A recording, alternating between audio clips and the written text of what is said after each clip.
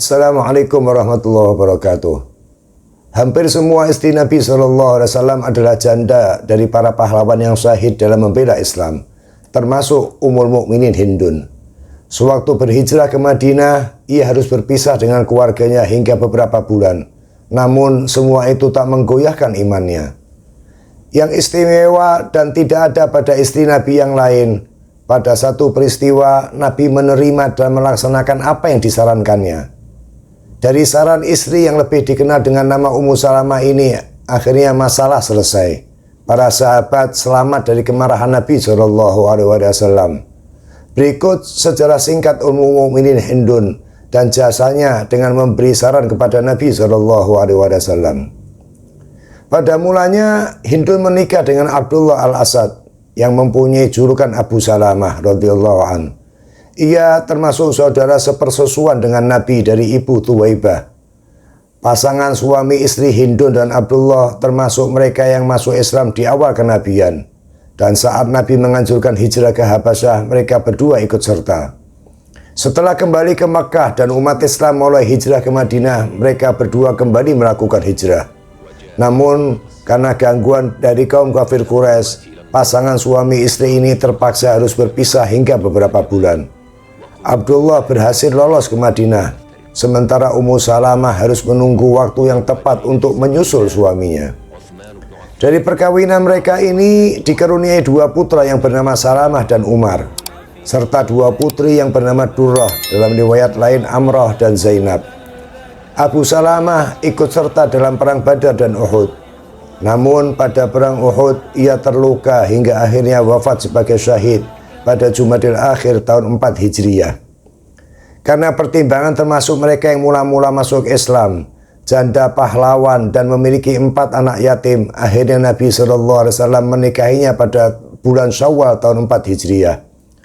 Sewaktu menikah dengan Nabi, usia Hindun sekitar 35 tahun. Nabi ikut mendidik keempat anak tirinya, dan anak sulung mereka Salamah dinikahkan oleh beliau dengan Umamah putri Hamzah radhiyallahu an.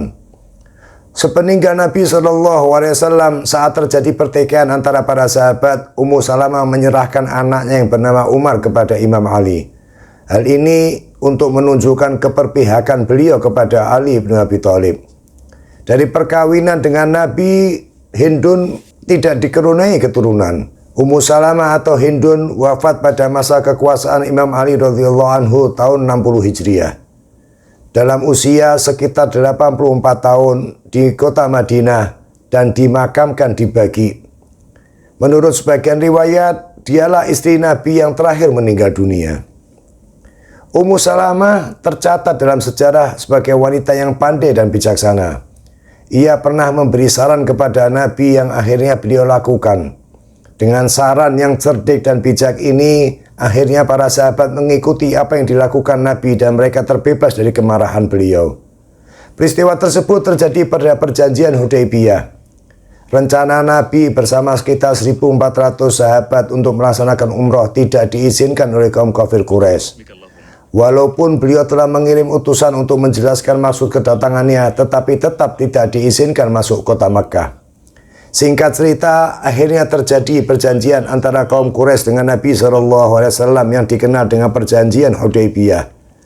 Yang mengecewakan para sahabat, selain gencatan senjata selama 10 tahun, isi perjanjian yang lain menurut mereka sangat merugikan umat Islam.